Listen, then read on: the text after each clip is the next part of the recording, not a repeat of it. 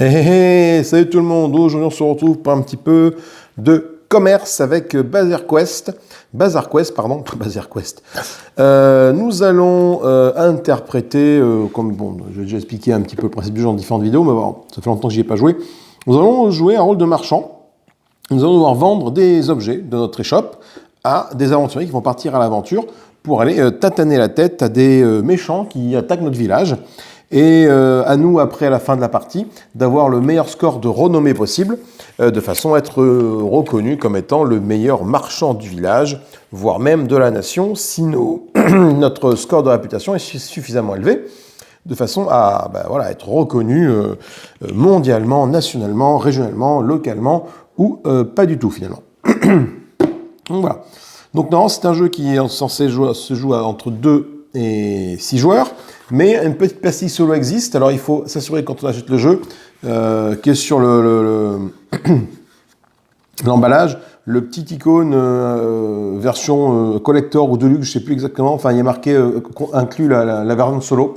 Donc la version solo est constituée d'un paquet de cartes qu'on appelle paquet rival.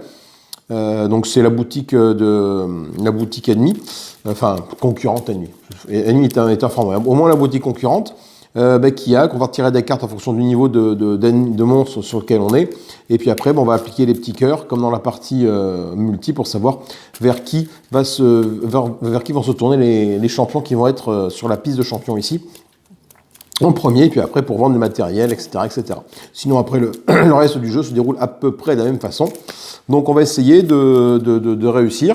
Je crois que j'ai jamais réussi à gagner une partie. Donc cette fois-ci on va tenter l'exploit d'y arriver tout simplement. Alors, donc là il y a ma vitrine que je vais mettre ici. Donc on va commencer déjà par choisir au hasard les ennemis. Donc il y a 4 ennemis niveau 1, 4 ennemis niveau 2, 4 ennemis niveau 3. On va choisir dans l'ordre, peu importe, mais un ennemi niveau 3, celui-là, alors quand tu fais ta première partie, c'est indiqué dans les règles, ils te disent de choisir tel ou tel ennemi, voilà. Le niveau 2, je vais prendre toi. Et le niveau 1, je vais prendre toi.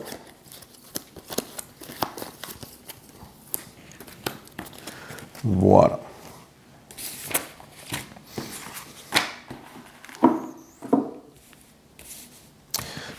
On va commencer par faire apparaître les champions pour cette partie-là, enfin pour ce début de partie. Donc les champions, je vais les mettre là devant. Alors les champions, il y a un truc à faire en mode solo, excusez-moi que j'ai oublié de dire. Les champions, il y a 16 cartes champions, il n'en faut que 14. Donc on va mélanger, on va en défausser 2. Voilà, c'est aussi un timer. Si jamais il n'y a plus de cartes champions quand on en tirait, je crois que la partie s'arrête. Donc on en défausse 2. L'autre question de défaite, c'est que si jamais on a 5 pastilles blessures sur notre échoppe, la partie s'arrête immédiatement. Si on n'arrive pas à tuer le monstre qui est en jeu, si on arrive à le tuer, c'est bon. Alors ces blessures, on les prend lorsque le monstre arrive à tuer un des champions qu'on envoie à la castagne. Voilà, ça nous prend aucune blessure et la partie s'arrête à ce moment-là. On commence bien sur la partie avec nos 5 écus de base. Donc on va révéler nos champions. Donc on a déjà le voleur. Donc il commence son jeu avec 25, je vais lui mettre un peu de monnaie, 25 pièces d'or. Donc c'est un petit symbole de voleur. Hein. Il attaque à 2, il défend à 2. Lorsqu'il rentre dans notre échoppe, on peut voler 5 écus à un autre joueur et le passer sur le voleur. Donc comme je joue tout seul, les écus que lui a volés, il va les voler à la banque, il va se les mettre dessus. Voilà. Ensuite, nous avons la guerrière, qui commence avec 20 pièces d'or sur elle. Donc 3 d'attaque, 3 de défense. La bravade à la fin de la phase d'aventure, cette héroïne a infligé une blessure à un monstre et a survécu, on gagne 1 de réputation. Donc déjà, tu gagnes forcément 1 de réputation quand tu arrives à survivre à un combat, tu gagnes 1 de réputation quand tu infliges une blessure au monstre, 1 de réputation quand tu survives au combat, et elle va gagner 1 de réputation en plus si elle a infligé une blessure au monstre et qu'elle a survécu. Voilà, en plus. Donc pour gagner l'étoile, il faut avoir infligé la blessure et survivre, il faut faire les deux.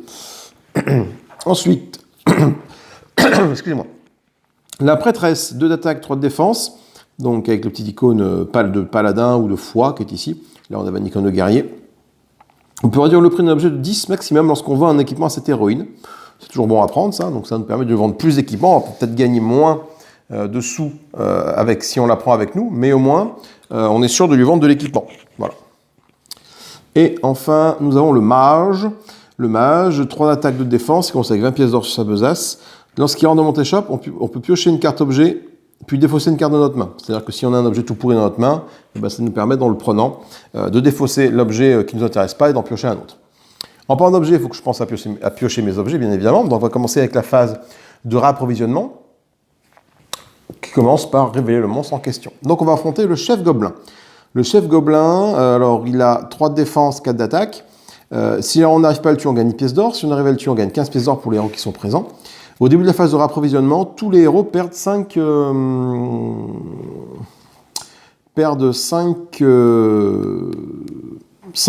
écus, 5 pièces d'or. Voilà.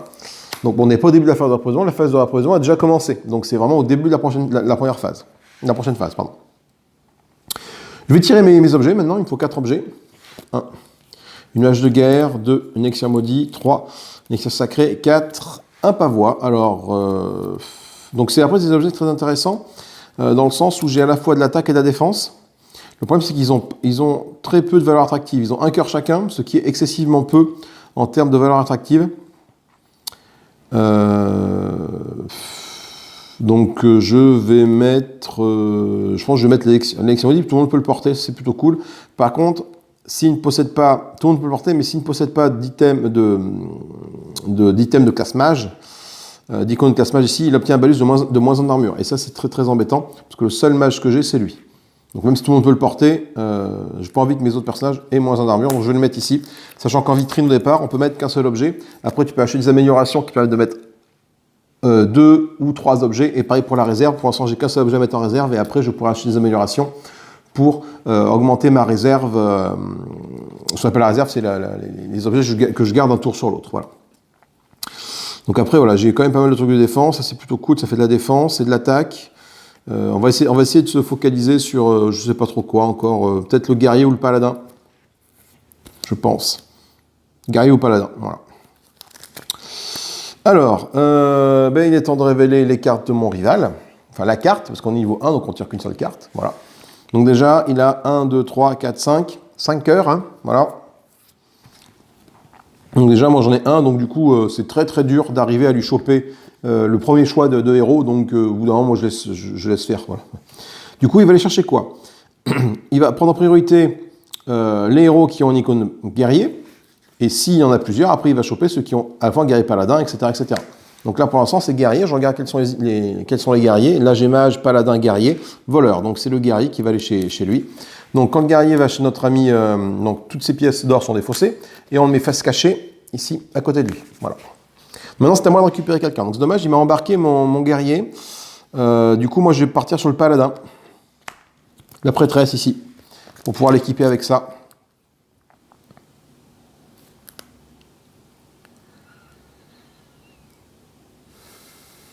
Ouais, je vais faire ça. Donc la prêtresse elle est à moi, comme ça, voilà. Et c'est à lui de jouer. Alors du coup, on cherche un héros avec un icône de guerrier, il n'y en a pas. Avec un icône de paladin, il n'y en a pas. Du coup, quand c'est comme ça, il prend celui qui a le plus d'argent. Donc celui qui a le plus d'argent, le mage a 20 pièces d'or, le voleur a 25. C'est le voleur qui va chez l'adversaire. Donc moi, je récupère donc le mage. Voilà. Donc il est temps d'équiper de leur vendre du matériel. On ne peut pas vendre l'objet qu'on a mis en boutique, bien évidemment. Par contre, on peut vendre le reste. Alors c'est là qu'il faut étudier quand même la carte ici. L'ennemi, il tape à 4 et il a une défense de 4. Il a un petit bonus. Donc pour le blesser au moins 4 ou plus en attaque, et pour résister à son attaque à lui, il faut au moins que j'ai 4 ou plus en défense. Donc ma prêtresse a déjà 3 en défense, ce qui est plutôt cool. Je vais... Donc la hache de guerre, déjà personne ne peut la porter, parce que la hache de guerre c'est uniquement pour les guerriers, et là, moi, j'ai pas d'icône de guerrier, donc la hache de guerre, je ne pourrais pas la vendre à quelqu'un. Donc l'élixir sacré, je vais la vendre, je vais le mettre au mage, pour 10 pièces d'or, voilà. Donc c'est plutôt cool, parce qu'en fait, ça fait plus 1 en défense, donc il sera à 3 de défense, donc ça suffit pas à passer, parce que lui, avec son truc, il tape à 4, mais, comme mon héros possède... Ah non, ça marche pas. Et non, ça marche pas. Donc mon mage est forcément condamné. Donc je vais peut-être même pas acheter des trucs au mage, en fait. Je suis en train de réfléchir. Parce que pour avoir plus de bonus en défense, il faut être un paladin. Enfin, l'icône de la foi. Et le mage n'a pas d'icône de foi. Donc le mage, quoi qu'il arrive, il va s'en prendre plein la musette. Bon, déjà je vais vendre le pavois, c'est sûr, à la prêtresse. Voilà. pour 10 pièces d'or. Comme ça, elle va encaisser à 5, mais elle va taper qu'à 2. C'est un petit peu embêtant. Et ben, je vais quand même vendre pour 10 pièces d'or l'élixir sacré au mage. Donc ça lui fait 1 de défense, on est à 3 de défense, lui il tape à 4. Mais j'ai encore une possibilité d'obtenir des bonus et voire des malus avec les cartes aventure ici.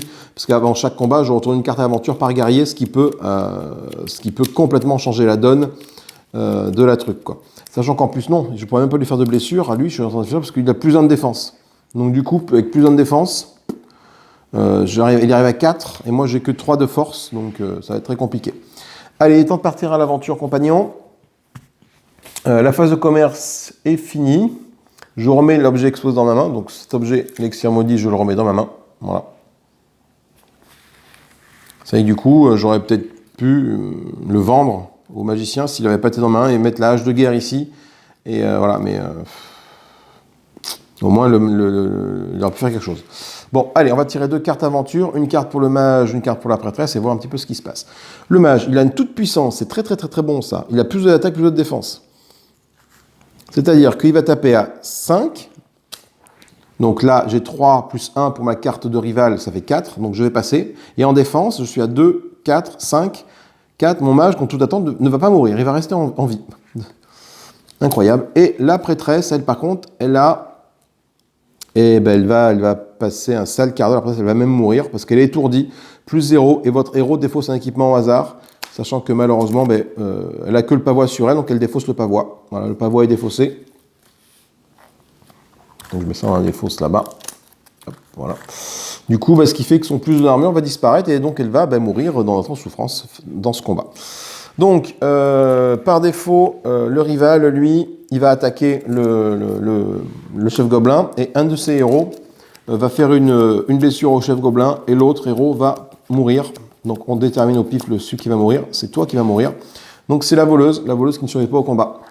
Par contre, on a le guerrier et la guerrière qui, elle, résiste et continue le combat. Enfin, continue l'aventure en tout cas. On va faire dans l'ordre. Mon magicien, il est là. Mon magicien, qu'est-ce qu'il fait? Lui tape, j'ai dit, à 5. Donc là, moi, j'ai un 4 de défense. Donc j'inflige une de blessure à mon chef gobelin. Ce faisant, je gagne 1 de réputation parce que mon magicien a réussi à infliger une de blessure. Le chef gobelin va attaquer, donc il va infliger 4 points de dégâts au magicien. Moi j'ai 2, 3, 4, 5 de défense. Il tape à 4, c'est bon. Je survis au combat, donc je gagne 1 point de réputation. Voilà. Donc hop, le magicien, une fois qu'il a fini, on le remet dans la pile ici et on défausse sa carte d'aventure et sa carte équipement. Par contre, la prêtresse, elle, malheureusement, du fait qu'elle n'ait pas eu son pavois, elle attaque à 2. Donc, de toute façon, lui, il a 4 de défense, donc ça ne passera pas. Et il tape à 4. Malheureusement, tu as 3 de défense. Et malheureusement, tu meurs. Et ce faisant, en mourant, hop, moi, je récupère un jeton blessure sur mon échoppe. Ce qui n'est pas bon signe, parce que quand tu chopes des jetons blessure dès le début de la partie, à 5 jetons blessure ici, la partie est finie. Ça va être très très compliqué. Le monstre n'est pas vaincu, donc on va donner à chacun des représentants ici 10 pièces d'or. Voilà. C'est la fin du tour, on va remettre de nouveaux héros en jeu, donc on va mettre 2 héros en jeu. Un, la nécromancienne qui arrive avec 20 pièces d'or, elle tape à 3, défend à 2, à la fin de la phase de commerce on peut payer 5. Cette héroïne pour prendre une carte employée de la défausse. Les cartes employées, on va les voir juste après. Et des fois, elles finissent dans la défausse. On ne peut pas les récupérer, sauf avec les nécromanciennes. Donc, elle commence avec 20 pièces d'or sur elle. Et on a... Alors, c'est une armure. Du coup, ça n'a strictement aucun intérêt de tirer là-dedans. Je me suis trompé. Et on a un autre guerrier qui est ici. Donc, toujours avec sa bravade. Donc, 3 d'attaque, 3 de défense. Et il commence avec 20 pièces d'or.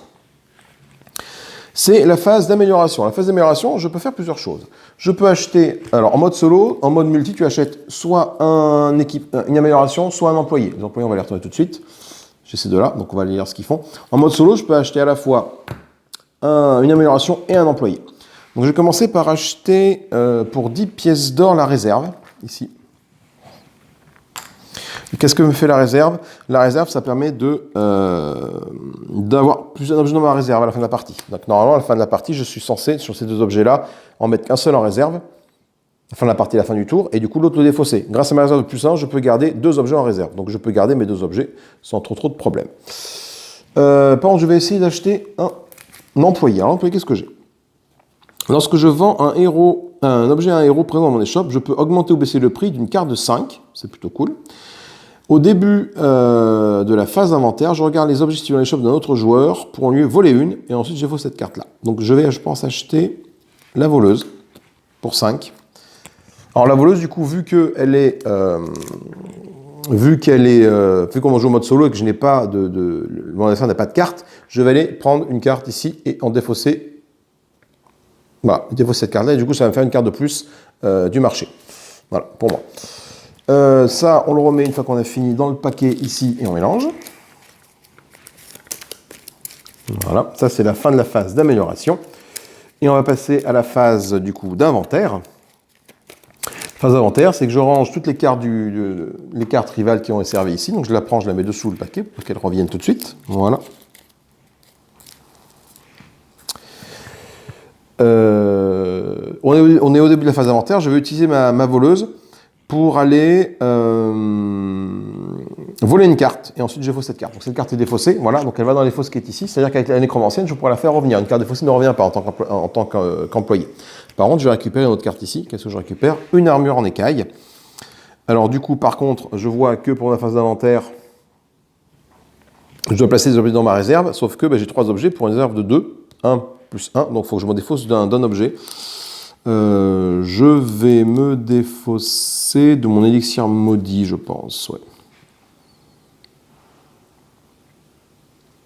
Parce que ça me fait plus 2 d'attaque, mais si jamais ça fait un malus de moins 1, si je ne mets pas un magicien, sachant qu'il y a quand même 2 magiciens sur les 4, c'est quand même pas mal. Ou mage de guerre. Mais après, ça implique que je mette... Ouais, je vais défausser ma mage de guerre et garder mon élixir maudit qui fait la même chose. Mais au moins, je peux le mettre à tout le monde. On va voir. Et un nouveau tour de jeu va commencer. Donc, à ce moment-là, on va distribuer les cartes objets. Donc, je tiens 4 cartes objets. Au début de la phase d'approvisionnement, tous les héros perdent 5 écus. Donc, c'est le cas. On est en début de phase d'approvisionnement. Donc, tout le monde perd 5 écus. Hop, voilà. Donc, du coup, le chef gobelin est allé voler du pognon à tous mes héros, ce qui fait qu'ils sont de plus en plus pauvres pour venir m'acheter du matériel. Voilà. Je vais tirer 4 objets ici. Donc j'ai quoi? J'ai un anneau magique, des gantelets à pic, un chapeau de sorcier et une piquette. Alors la piquette, elle n'est pas terrible, c'est quand même moins en armure. Donc ce que je vais faire, c'est que je vais mettre ma piquette ici dans ma boutique pour attirer l'ennemi, pour attirer le chaland, parce que de toute façon, mes objets, effectivement, ils sont intéressants. J'ai 3 cœurs. Les cartes, là, que mon rival tire, généralement, enfin, tu n'arrives pas à passer dessus, à moins d'upgrader ta boutique, ta vitrine pour mettre 2 objets dedans, mais du coup, des objets qui sont dans ta vitrine, tu ne peux pas les vendre. Donc voilà, donc je vais plutôt prendre ça, ça me permet de faire beaucoup de défense. Et c'est assez important dans la défense, je pense. Ça t'évite de prendre des passifs quand tes héros meurent, tout simplement. Alors, on va révéler maintenant la carte de mon rival. Voilà, mais tu vois, il a 3, 1, 2, 3. Moi, au pire, j'aurais eu 3 aussi, au maximum, donc du coup... Avant, ce qui n'est pas cool, c'est qu'il me fait... Je peux défausser 2 objets de ma main, puis piocher 2 cartes objets. Donc, je dois défausser 2 objets de ma main pour piocher 2 cartes objets. Donc, alors, qu'est-ce que je vais défausser de ma main? Je vais défausser mon élixir maudit, et je vais défausser mon chapeau de sorcier. Voilà. Bon, c'est qui m'offre celle-là qui a quand même un malus quand tu la portes, qui peut avoir un malus, et celle-là qui m'offre le plus petit bonus de défense. Donc, j'ai pioché 2 cartes à la place. Donc, je gagne quoi? Un Guandao, donc 2 d'attaque, 1 de force, et un marteau de guerre, 2 d'attaque, 1 de force. C'est un bon bout, finalement. C'est celui qui va commencer. Il va aller regarder parmi les héros lequel est de type magicien dans sa première ligne. Donc là, j'ai la nécromancienne ou le mage. Donc ils ont tous les deux 15 pièces d'or. Donc ils peuvent tous les deux partir là. En cas d'égalité, on prend celui qui est plus à gauche. Donc on va prendre la nécromancienne qui va partir chez notre ami le rival. Là, on est en phase de... on a fini la phase d'exposition, on commence la phase de commerce. Donc moi, qu'est-ce que je peux faire? Sachant que lui, il tape à 3, il tape à 4, donc il faut que j'arrive à mettre 1 d'armure sur quelqu'un.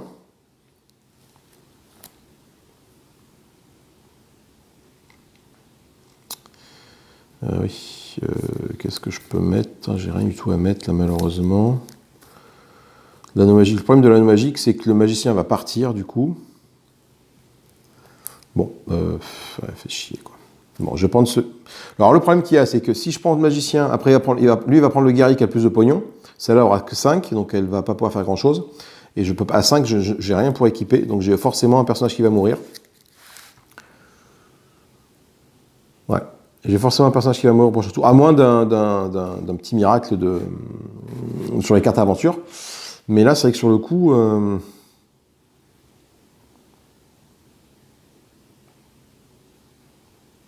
Je vais quand même faire venir le mage chez moi, ici. Pourquoi? Parce qu'en fait, lorsqu'un héros rentre dans mon échoppe, je peux piocher une carte objet, puis défausser une carte de ma main.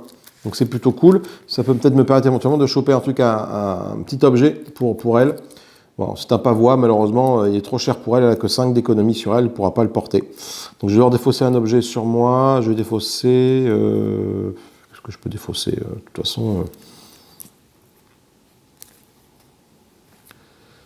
le pavois c'est 10, l'armure écaille c'est 15, ils font la même chose, non, sauf que toi je peux le faire porter par tout le monde. Toi tu as 15 sur toi et après toi tu n'auras que 5. 5 je ne pourrai pas t'équiper avec quoi que ce soit d'autre. De toute façon mon guerrier là, que je vais récupérer. Donc tu vas forcément au moins infliger un point de dégâts et voire mourir. C'est pas cool. Et ce magicien là, moi je lui mets l'anneau ici, donc il va survivre. Il va survivre, donc du coup je vais défausser. Je vais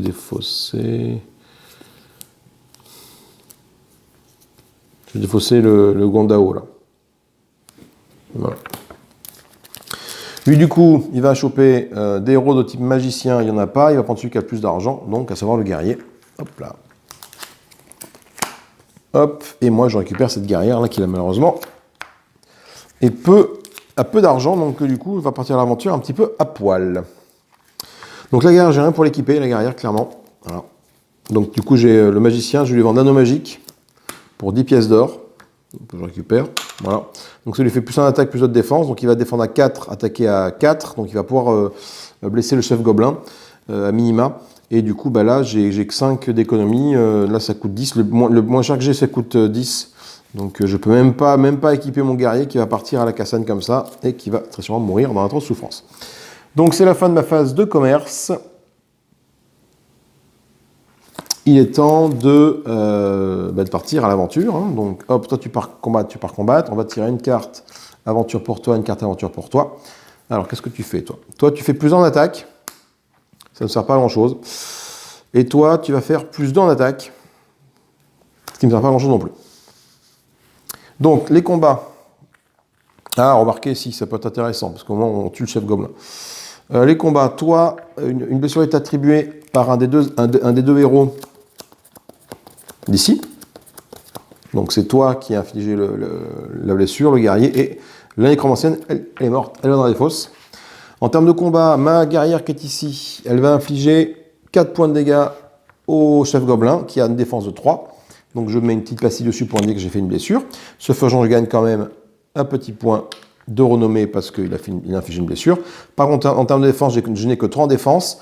Le chef gobelin tape à 4. Donc ma guerrière, elle meurt. Et donc moi, je récupère une petite blessure sur mon échoppe. C'est pas terrible, ça. Et on défausse cette carte-là. Autour de mon magicien. Le magicien, il tape fort. Le magicien, il tape à 3, 4, 5, 6. Donc il inflige une blessure au chef gobelin. Ça, c'est bon. Donc il gagne je gagne une petite pastille de renommée, donc je suis à 4 de renommée, donc je me fais un peu de monnaie, hop, pour récupérer une pastille 3, voilà, comme ça. Et j'ai 4 de défense, tu tapes à 4, donc ça suffit. J'arrive, avec le reflet, on voit pas bien, mais il tape à 4. C'est vrai que le reflet est un petit peu, voilà, un petit peu pénible. Donc du coup, j'absorbe le dégât, donc je gagne un petit point de renommée, et je te mets là, comme ceci. Donc je défausse les cartes qui sont dessus. Donc, on est à la fin de la phase de combat. Qu'est-ce qu'on se rend compte? Il y a 5 blessures sur le chef gobelin. En mode solo, il suffit qu'il y ait 5 blessures dessus pour le tuer. Donc, du coup, ce faisant, il est mort. On va donc donner 15 pièces d'or aux 2 héros qui ont participé à la bataille.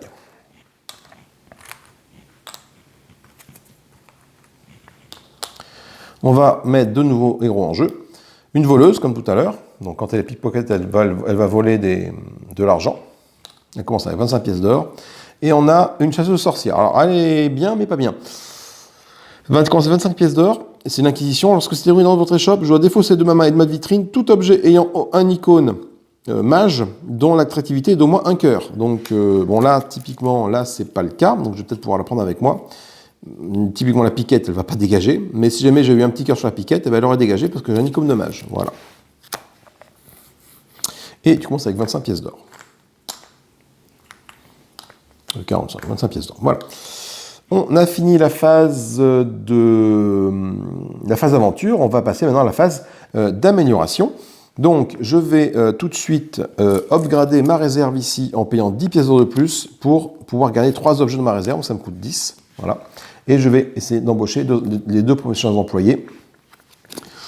Donc, soit j'ai un commis. Ce commis, ça me permet de vendre des trucs au rabais. Par contre, je vais plutôt prendre le scribe. Le scribe, c'est cool, c'est qu'il part à l'aventure avec un héros et je le garde avec moi de manière définitive. Ça coûte 10. Si un héros possède la classe mage ou paladin ou foi, ce héros gagne plus en attaque, plus en défense. Ça coûte 10, ça tombe, il me reste juste 10. Donc, je vais pouvoir les prendre et les mettre là. Donc, du coup, le commis, je le remets dedans, je remélange. Voilà. L'ennemi a été vaincu, le chef ennemi a été vaincu, donc on va remélanger les cartes d'aventure qui ont déjà été utilisées.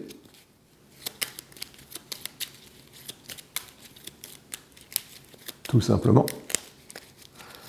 Voilà. Cette carte-ci, on la remet dessous. Là, tac. Il est temps de faire ma phase d'inventaire. Ma phase d'inventaire, c'est que je vais devoir garder, je peux garder 3 objets. Hop là, attendez, on va faire un truc. Voilà. Tac. Je peux garder 3 objets parce que j'ai regardé mon inventaire ici à 2. Donc je suis à 1 ici et 2 là dans ma réserve. Donc du coup, je vais garder. Alors déjà, il faut regarder un peu s'il y a comme héros sur le jeu. J'ai du voleur, du magicien et j'ai un seul guerrier. Donc le guerrier, ça c'est bon. Le paladin, ça c'est bon, je peux le garder. Le guerrier, je peux le garder. Ça, je peux garder. Donc je peux garder un peu tout. Donc je peux garder 3 objets. Donc je ne peux pas tous les garder. Donc j'ai ma piquette, je vais la dégager, ça c'est sûr. Je vais garder mon gantelet à pique, ça fait de la défense. Je vais garder mon pavois et mon armure d'écaille. Voilà. Le marteau de guerre, je ne vais pas le garder. Parce que de toute façon, je ne peux pas tout garder. Voilà. Donc je peux garder que 3 objets.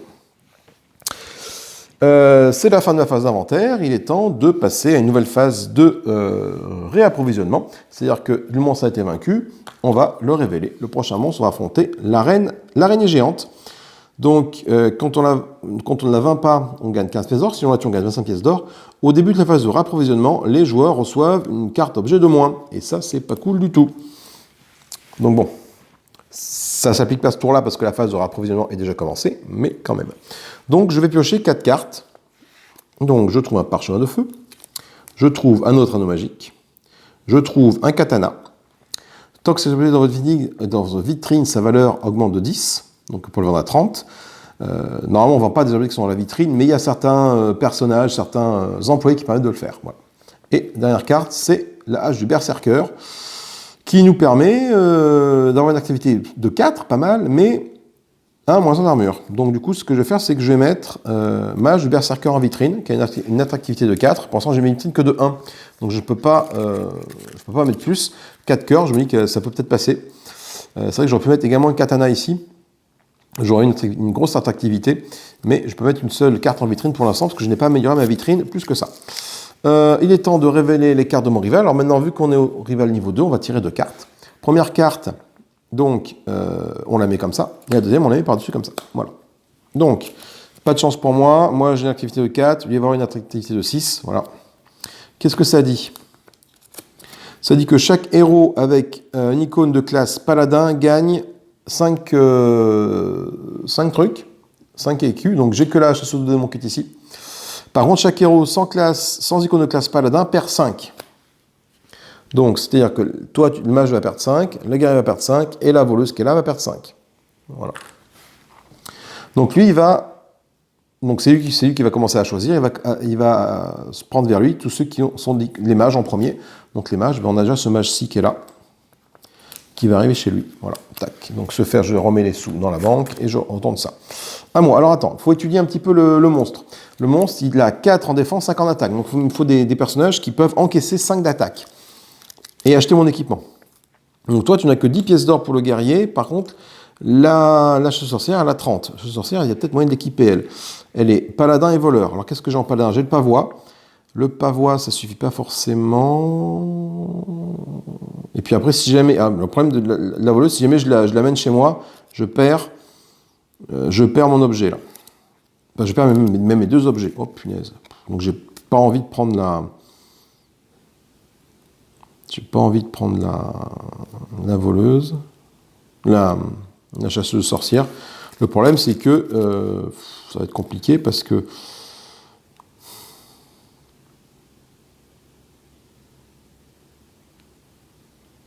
toute façon, si je la prends pas, enfin si je la prends, elle arrive là. Est-ce que je peux l'équiper? Elle a quand même 25. Je peux l'équiper avec un pavois. Mais c'est tout ce que je peux mettre comme équipement, malheureusement, que le pavois. Donc, ah, mais si, parce qu'après, elle partira avec elle. Donc, je vais prendre la chasseuse sorcière qui est ici. Voilà. Donc, quand elle arrive, le problème, c'est qu'elle me fait défausser dans ma vitrine tous les objets ayant pour icône la magie. Donc, l'anneau magique disparaît et le parchemin de feu disparaît. Voilà, je les défausse. Ça, c'est pas très très cool. Mais bon, elle a quand même beaucoup de pognon sur elle. Elle a 30 pièces d'or, donc je vais peut-être pouvoir un peu l'équiper. Autour du rival, donc le rival, il n'y a plus de magicien à récupérer. On va regarder l'icône d'en dessous, c'est l'icône des voleurs. Donc le voleur, il y en a une qui est ici. Donc elle va tranquillement aller là. Et moi, je récupère le guerrier qui est là. Désormais, c'est ce que je voulais. Alors, on est parti pour équiper tout ce petit monde, pour avoir du matériel. Donc je sais déjà que je vais vendre pour 10 pièces d'or. Hop, hop. À ma paladin, je vais vendre le pavois. C'est le seul truc qu'elle peut porter de mon équipement, de toute façon. Donc elle va taper à 3, ça ne suffira pas à taper. Il a 4 d'armure et j'ai 4 de défense, ça ne suffira pas à défendre de ces 5 d'armure malheureusement. Mais on va essayer de s'en sortir comme ça. Et toi, tu n'as que 10 pièces d'or, donc je vais te vendre mon gantelet à pointe. Voilà, pour 10 pièces d'or. Ça permet de taper à 4 et de défendre à 5. Donc là déjà, toi, tu vas pouvoir éventuellement survivre au combat et taper l'araignée géante. Par contre, ce que j'ai avec moi, c'est mon scribe. Mon scribe, si jamais j'ai un héros avec un icône de classe mage ou paladin, il gagne plus en attaque, plus en défense. Donc ça, je vais faire partir mon scribe avec mon inquisitrice, avec ma chasseuse sorcière.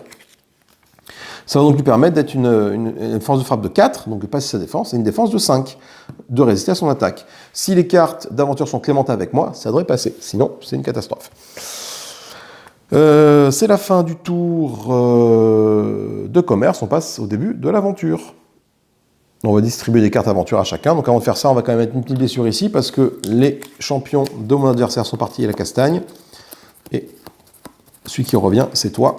Donc c'est la voleuse qui revient et le mage qui est tombé sous les coups de l'araignée géante. À mon tour, donc on va distribuer une carte aventure à toi ici et une carte aventure à toi. On va les révéler, espérons que ça soit clément avec moi. Je gagne aubaine, plus 1 de défense avec mon guerrier et tous les héros gagnent 5... votre héros gagne 5 IQ. Donc ça c'est plutôt cool. Et ma chasseuse sorcière, qu'est-ce qu'elle a? Ah, elle a toute puissance qui est revenue plus de plus, donc ça sont des très bonnes nouvelles pour moi. Ça veut dire que mon guerrier, il tape à 3 et 1, 4. L'araignée géante a une défense de 4. Donc, j'arrive à faire une blessure à mon araignée géante. Ce faisant, je gagne un petit point de réputation. Hop, je fais la monnaie. Parce que mon guerrier a réussi à infliger une blessure à l'araignée géante. L'araignée géante, elle tape à 5. Moi, j'ai une armure de 3, 4, 5, 6. Du coup, le guerrier ne meurt pas durant le combat, donc je gagne un petit point de réputation.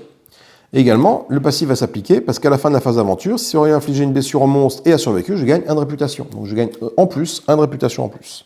Voilà. Autour maintenant de notre... je vais pas récupérer ça dans ma vitrine. Autour de notre chasseuse sorcière, qui elle a une attaque de 3, 4, 5, 6. Donc là, j'ai une défense de 4, ça suffit à passer.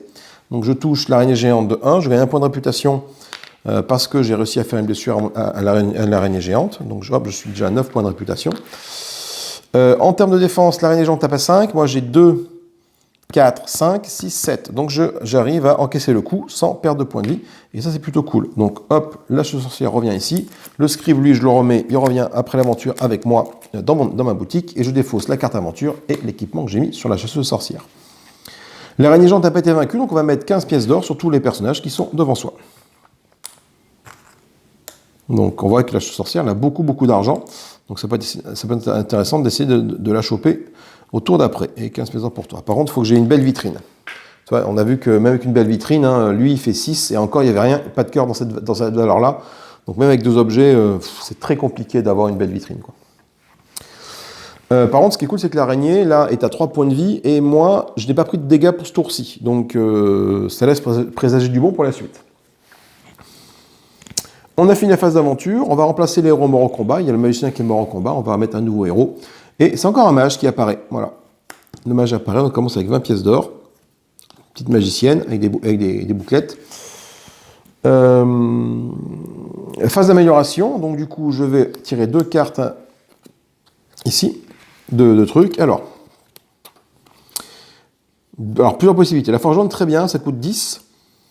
Et ça me permet, un héros qui possède guerrier ou voleur, il gagne plus 1, plus 1. Ou alors, j'ai le garde de la cité. Le garde de la cité, ça ignore la capacité de mon adversaire, du monstre. Ça l'annule, quoi. Après, je la défausse. Donc, c'est-à-dire qu'au début de la phase de rapprovisionnement, je vais recevoir un objet de moins. De 4, je vais recevoir 3. Mais je pense que je vais plutôt prendre la forgeronne pour 10. Donc toi, je te remets dans la défausse et je te mélange. Parce que du coup, maintenant,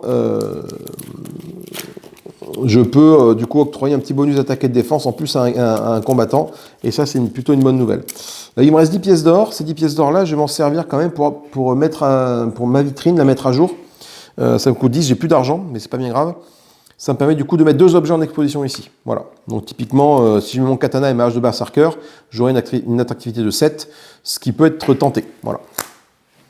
Les 2 cartes ici du rival, on les prend, on les mélange et on les met sous le paquet rival. Donc, voilà. Et on passe à un autre tour de jeu. Donc, autre tour de jeu. Au début de la phase de rapprovisionnement, on y est en phase de rapprovisionnement, je tire une carte de moins. Donc je tire 3 cartes. 1, je trouve un bâton. 2, je trouve un élixir des ombres. Et 3, je trouve, oh putain, une épée sainte. Alors, l'épée sainte, c'est très bien. Sachant qu'il faut que j'arrive à voir... Ah oui, non, pour l'instant, je ne sais pas encore ce que je vais faire. Parce que... Ah oui, non, il faut que je fasse d'abord mon achalandage, là. Et après. Donc, je vais mettre mon mage de berserker ici. Il y a combien de guerriers? J'ai qu'un seul guerrier. Donc, les icônes uniquement guerriers, de toute façon, je pense que je vais le dégager. Et je vais mettre mon katana, là.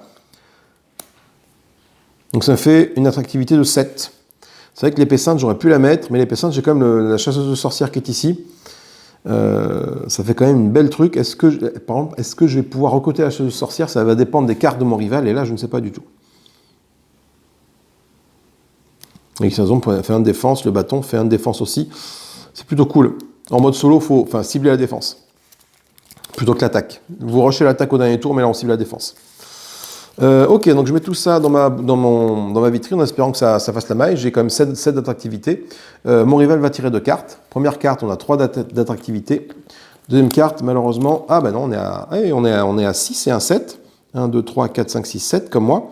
Je peux choisir entre perdre 10 ou défausser un employé. Donc, j'ai pas le choix. Putain, j'ai plus d'argent, donc il faut que je défausse un employé. Oh là là, lose. Je vais défausser... putain, soit le forgeron, soit le scribe.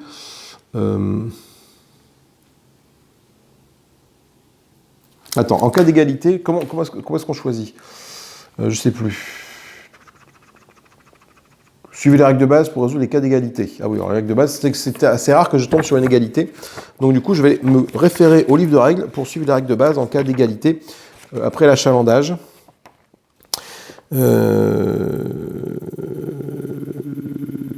Phase de commerce.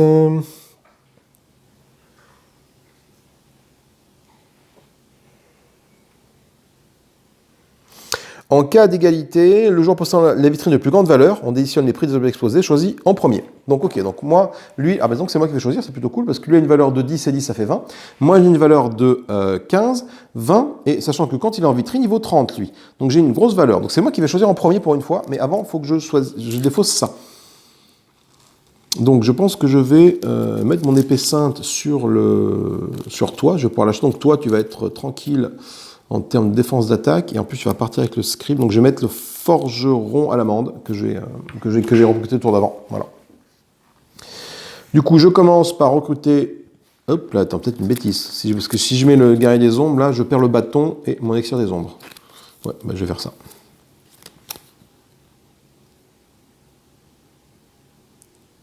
Je vais faire ça.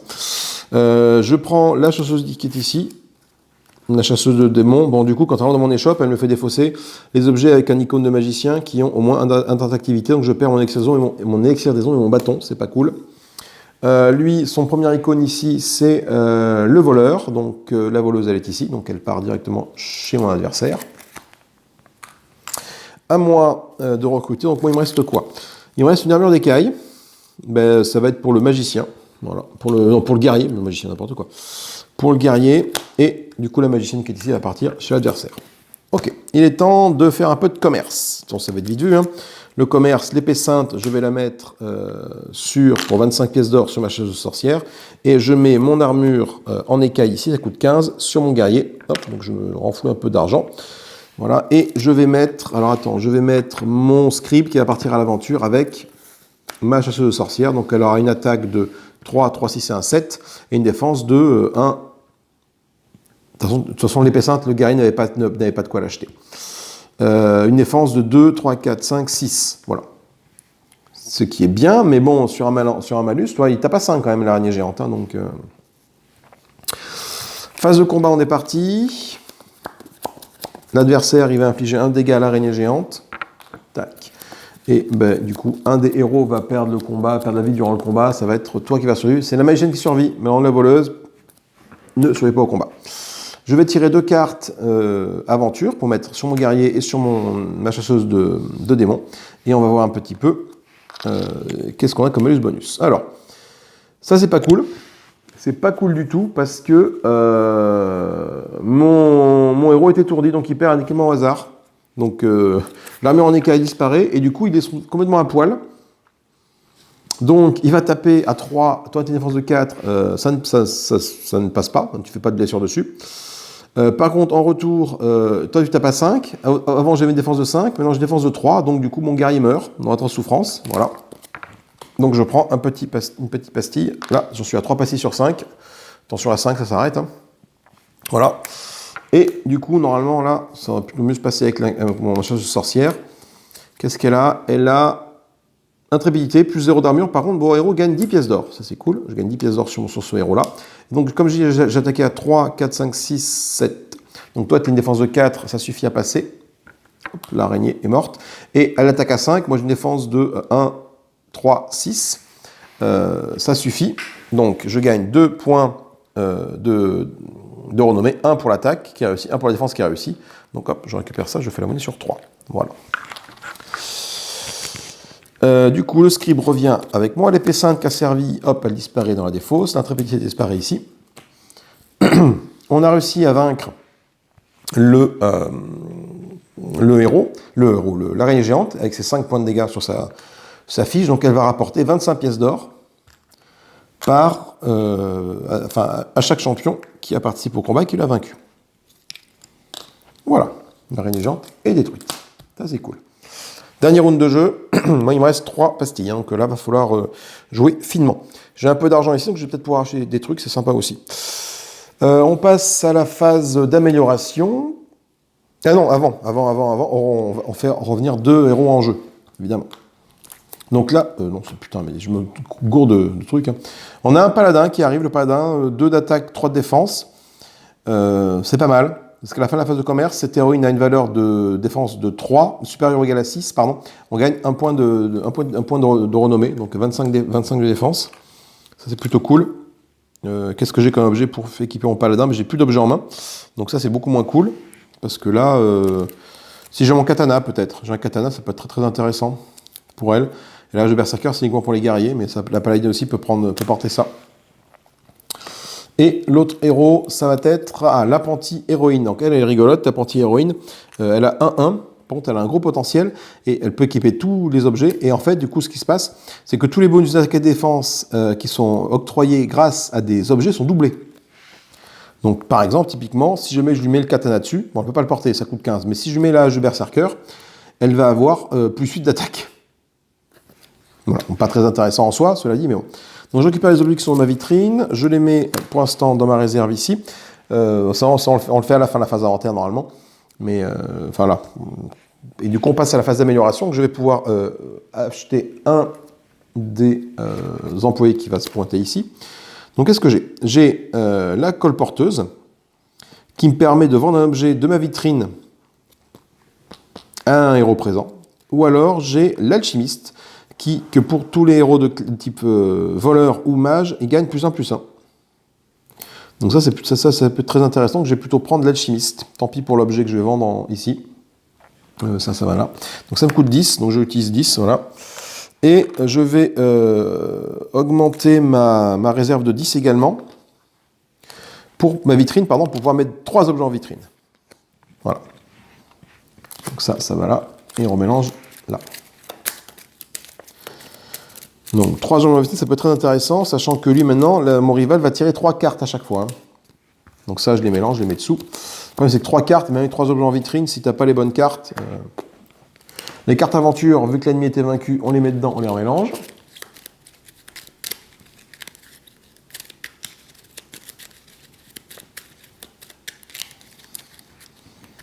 Voilà. Et il est temps de révéler le dernier ennemi. Oula, la dévastation, c'est le dragon titanesque. Donc il rapporte 20 pièces d'or quand on ne le tue pas. Si on le tue, c'est la fin de la partie. À la fin de la phase d'aventure, les héros doivent défausser une carte d'amélioration de leur choix ou une carte employée au hasard. Donc soit je défausse une amélioration de mon choix, soit je défausse une carte au hasard. Après, si je défausse cette carte-là, je la retourne à la place. Si je défausse une carte d'amélioration de mon choix. Donc je pense que j'ai plutôt défaussé une amélioration. Il est temps de tirer mes 4 cartes de... Ici, donc j'ai un bâton, j'ai une baguette étincelante, j'ai un marteau de guerre et j'ai une masse lourde. Alors, voyons voir. En termes d'attractivité, je vais mettre ma berserker ici, de toute façon. Donc, les défenses de 6, hein, quand même, le gros dragon, donc il faut taper fort pour le passer. Alors, attends, qui pourrait absorber une attaque de 5? Alors, attends, bouge pas. Là, j'ai ça, paladin. J'ai le marteau de guerre, là, sur toi, ça ira.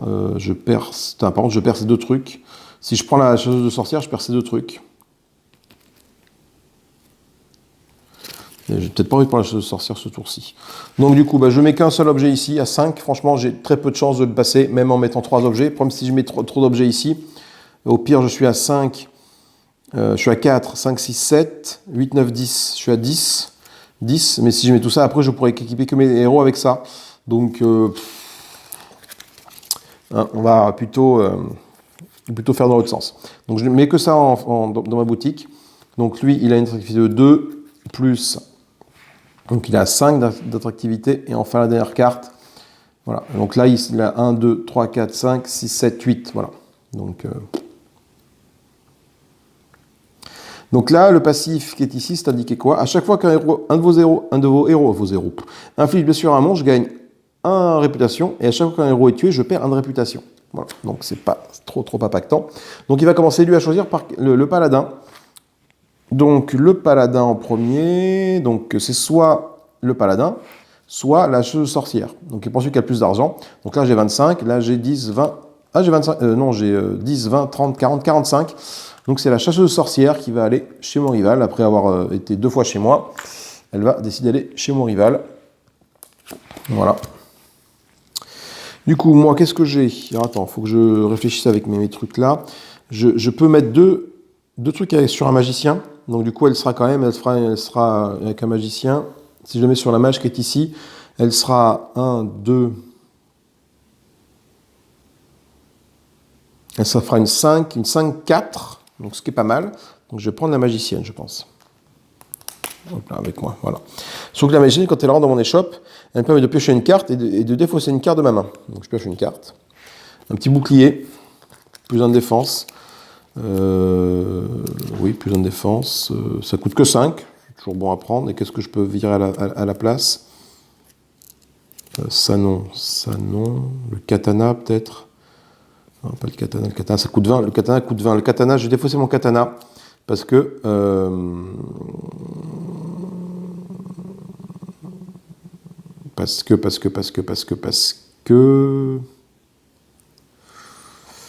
je pourrais pas le donner, le katana. Parce que normalement, si je calcule bien, le paladin va partir chez mon adversaire et moi je vais récupérer l'apprenti là. Donc l'apprenti n'aura que 15 sur elle, donc je vais défausser le katana. Voilà. Du coup, ce qui se passe, c'est qu'effectivement, là on regarde les paladins il en reste. Donc toi, tu as bien une icône de paladin, il prend celui qui a le plus d'argent, là j'ai 15 et j'ai 25, donc il ne se pose pas de question, c'est le paladin qui va chez mon rival. Et moi je récupère l'apprenti sorcière. Alors, comment équiper tout ce petit monde pour suivre au combat?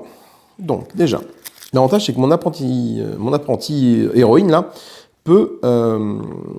enfin quand elle s'équipe, ça compte le double. Donc il faut que j'arrive au moins à la défendre, qu'elle arrive au moins à 5 de défense. Donc...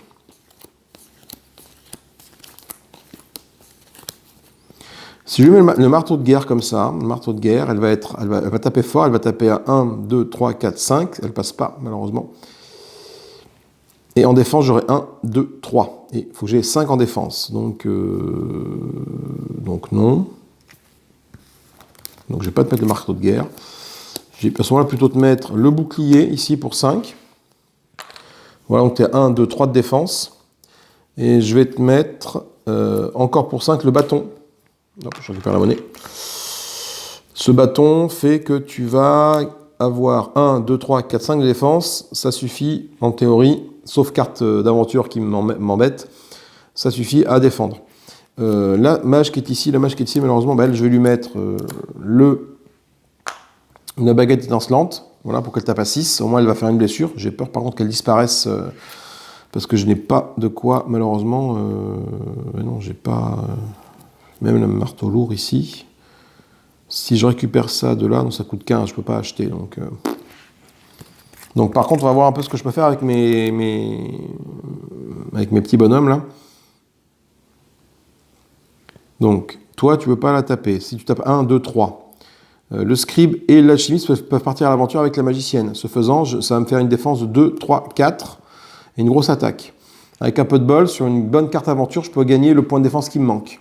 Tandis que là, même avec une bonne attaque, même en mettant tout ça ici, parce que je peux mettre les deux là, je serai à 1, 2, 3, 4, 5 d'attaque. Ah oui, je passe pas sa défense. Je préfère miser sur le fait de gagner un point de défense. On ne sait jamais. Et le reste, malheureusement, je ne peux pas le vendre. Non, c'est comme ça que ça marche.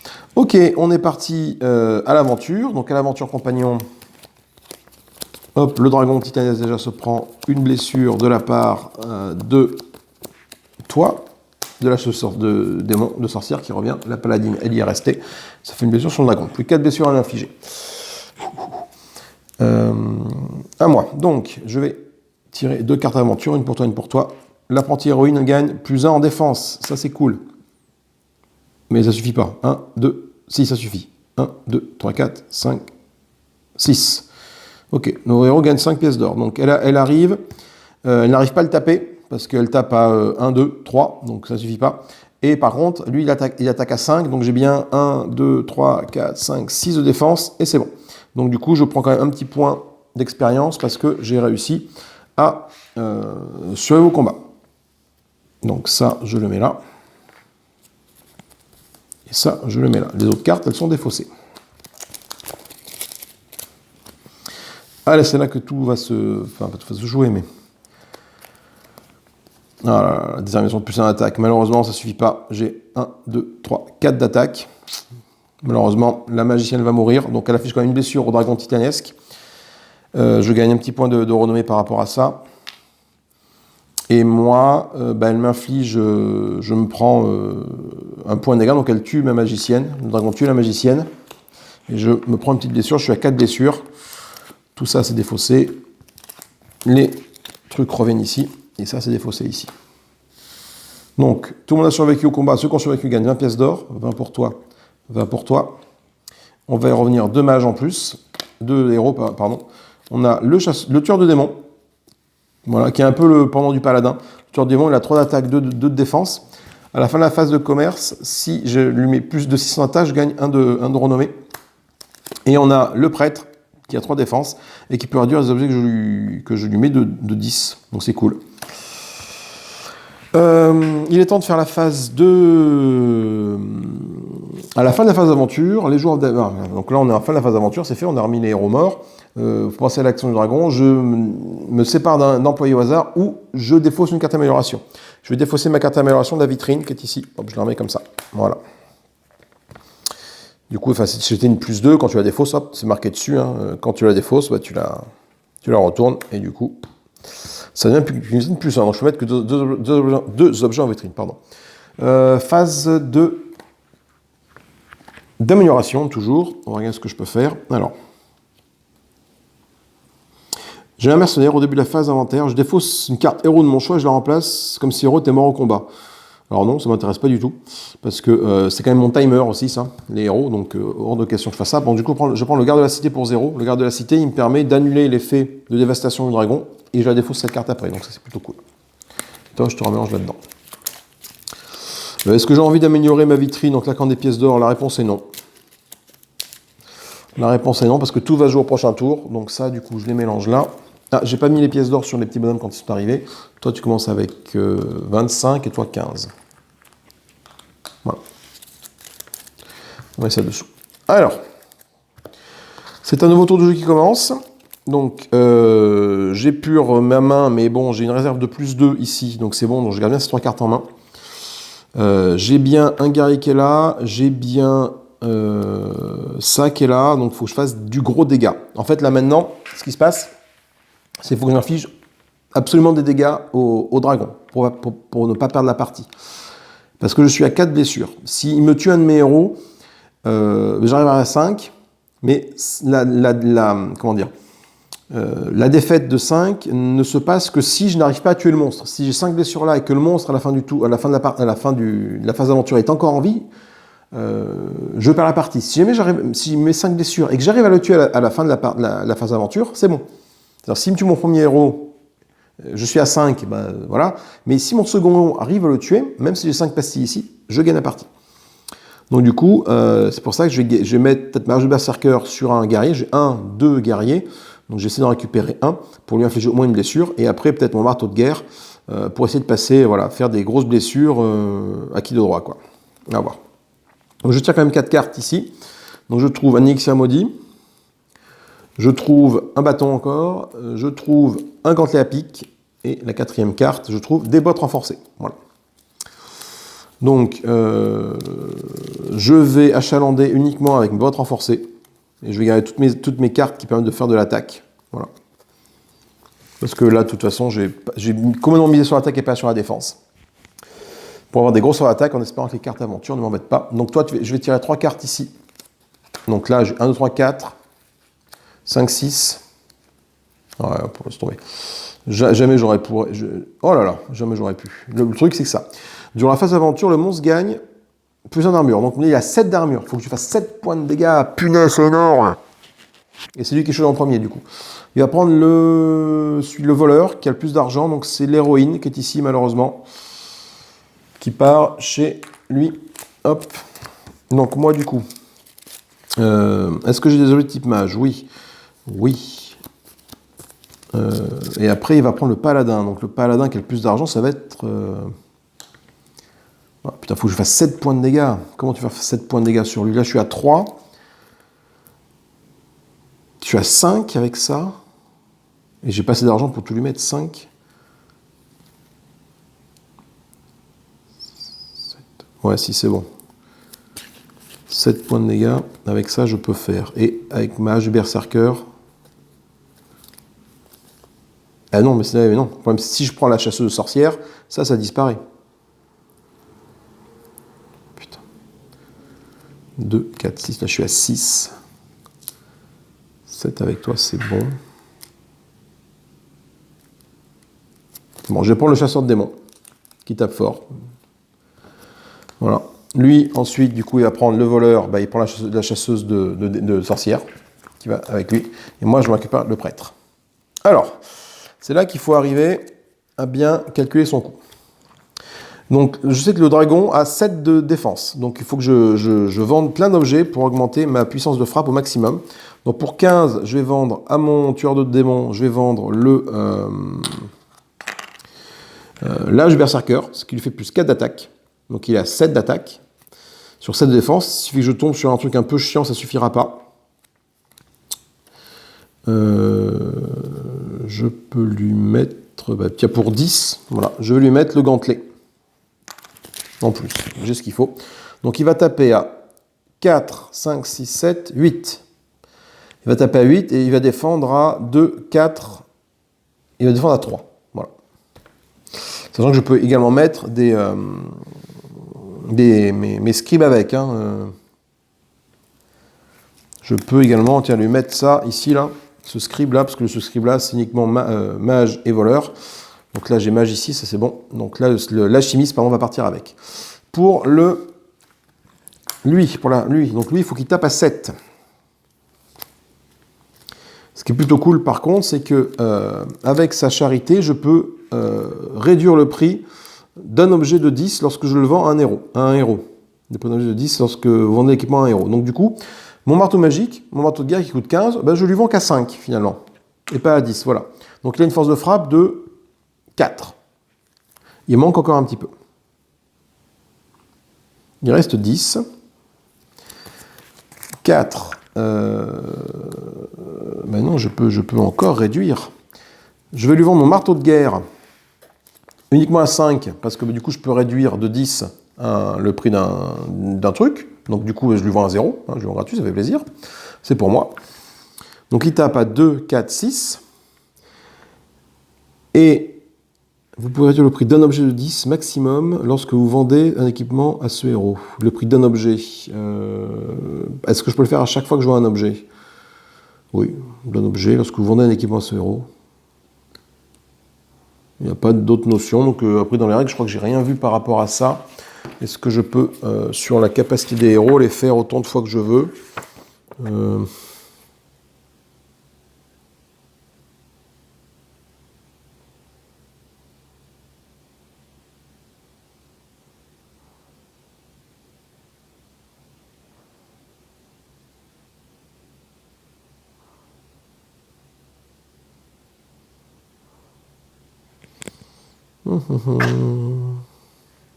Pour chaque héros disponible une capacité spéciale, ce qui peut influer sur votre choix durant la phase d'action. Pour activer les capacités d'un héros, appliquez l'effet tel qu'il est écrit sur la carte. Bah oui, donc du coup, je peux le faire autant de fois que je veux. Donc du grosso modo, je peux équiper mon prêtre, là. Du coup, par contre, là, je vais lui vendre quand même. Hein. Hop. Pour 5 et 5, je vais lui vendre tout ça, voilà. Donc j'ai plus d'objets en main, je donne tout ce que j'ai. Mon prêtre, donc ça, je peux le mettre au prêtre, ça, et mon ancien maudit aussi. Donc il va avoir moins en armure, mais c'est pas très impactant. Donc il va avoir, en force de frappe, 2, 3, 4, 5, 6, 7, 8, 9. 10 avec le script. Et du coup, le script fait plus en armure, donc en défense, il aura 3, 4, 5, 6, moins 1, 5. Voilà. Il est temps de partir à la bagarre, donc on met une carte aventure sur chacun. Les héros de mon rival partent à l'aventure aussi. Donc toi tu survis et toi tu meurs. Le sorcier meurt enfin. Donc ça fait une petite blessure ici. Allez, chasseur démon il est parti. Il a plus 2 d'attaque, moins 1 d'armure. Alors à la fin de la phase de commerce, j'ai oublié de faire ça. Si ce héros a une valeur de combat supérieure égale à 6, je gagne un de renommée. Donc c'est le cas. J'ai bien 6 de valeur. Hein. J'ai 3, 7, 8, 9, donc je gagne un de renommée, donc je fais la monnaie, hop, sur 3 je les mets là. Donc du coup, je tape à combien? Je tape à 2, enfin, je tape pas beaucoup, hein. Donc lui il a 7 d'armure avec l'action de mon rival. Donc ça fait 7 d'armure, donc je lui affiche quand même un point de dégâts, parce que je suis à 4, 5, 6, 7, 8, 9, 10, 11, donc ça c'est bon, donc je gagne un petit point de renommée. En défense par contre, il attaque à 5 lui. Est-ce que j'ai 5 d'armure? J'ai 2, 4, 5, 3. Donc je suis à 3, donc malheureusement, mon héros meurt dans l'atroce souffrance. Et je me prends un petit jeton blessure. Donc je suis à 5 jetons blessure. Il faut que j'arrive à le tuer avec mon prêtre, sinon je perds la partie. Mon prêtre, qu'est-ce qu'il a comme carte d'aventure? Mon prêtre, il a la toute puissance, plus 2, plus 2. Bon, le prêtre, il déchaîne tout ce qu'il a. Donc lui, il va taper le prêtre à 2, 3, 4, 5, 6, 7, 8, 9, 10, 11, 12. Donc ça suffit à passer les 7 de défense de l'armure. En défense, par contre, il a combien? 2, 3, 4, 5, 6. Moins 1, 5, 6, 7. Et je survis à l'attaque du dragon, donc je gagne un petit point de réputation. Et toi, tu vas là. Et les objets sont défaussés. Voilà. On arrive du coup à la fin de la phase d'aventure. On a gagné nos petits points de trucs. On va du coup, le dragon est terrassé. J'ai bien 5 pastilles ici. Même si j'ai 5 pastilles de points de dégâts sur mon échoppe, ça suffit à gagner la partie. Et il est temps de faire le petit compte des points maintenant. Je crois que c'est la première partie que je gagne, cela dit. Mais bon, je pense que j'ai trouvé enfin pas trouvé, mais la technique, c'est la défense. Il faut miser à fond sur la défense. Il faut défendre, parce qu'à chaque tour, de toute façon, il va se prendre 2 points de dégâts. Et dans les règles, il y a un point que je n'appliquais pas la fois d'avant, c'est que si aucun de tes champions, toi, ne fait de points de dégâts, tu mets quand même une petite pastille de dégâts dessus. Pour représenter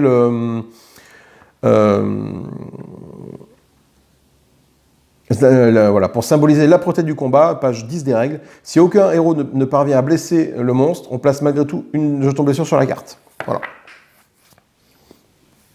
Ah, est-ce que ça s'applique en mode solo, ça? Parce qu'il prend quand même une blessure. Ouais, non, ça s'applique pas en mode solo. Parce qu'il prend quand même une blessure, quoi qu'il arrive, par rapport au rival. Le rival met forcément une blessure. Donc, il a forcément été blessé pendant ce tour-là. Donc, même si aucun des héros ici ne... Ah, je sais pas, remarque, c'est pas indiqué. Enfin, bon, là, du coup, le cas, c'est pas présenté, mais bon. Ils ont fait le décompte des points comme en partie normale. En plus donc des points d'obtenus grâce aux renommées et aux pièces d'or, je joue 2 points à mon score pour chaque héros restant dans la pile correspondante. Donc il me reste combien de héros? Il reste 1 héros. Donc je vais avoir 2 points de plus. Ici. Donc on prend 1 point pour chaque point de notoriété. Et on va prendre 1 point pour 10 pièces d'or, pour chaque 10 pièces d'or. Donc j'ai quoi? J'ai 3, 6, 9, 10, 16, 17, 18, 19, 20, 21, 22, 23, 24, 25, 25, 26, j'ai 27 points. Alors 27 points, je suis là finalement. Cela aurait pu être pire, mais les héros préfèrent sonner à la porte de vos concurrents. Pourtant, j'ai un peu donné tout ce que je pouvais. Ah, l'ingratitude des héros, quoi. Il y a eu beaucoup de pertes, effectivement. Mais bon. Bah écoutez, voilà, c'est tout pour moi. Bon petit jeu. Peut-être mieux en multi qu'en solo, de toute façon. Parce que je pense qu'effectivement, la stratégie, c'est vraiment de booster sa défense. J'essaie de faire une partie en me concentrant uniquement sur la défense, voir un peu ce qu'il fait. Et au dernier tour, rusher, comme j'ai fait Enfin, finalement, c'est un peu ce que j'ai fait là. Je me suis concentré sur la défense pour au dernier tour rusher l'attaque pour tuer le dernier boss le plus vite possible et éviter en fait de se prendre dès le début des pions sur notre échoppe, quoi. D'éviter de faire mourir les héros au début. Donc, il faut vraiment maximiser, je pense, la défense dès les premiers tours, quoi. Et pas perdre ces 2 premiers héros, parce que si tu perds des 2 premiers héros dès la première action d'aventure, tu prends 2 blessures dans ton échoppe, et là, c'est très compliqué pour la suite. Voilà. Je vous fais des gros bisous, je vous dis à plus tard, amusez-vous bien, salut, salut, bye bye.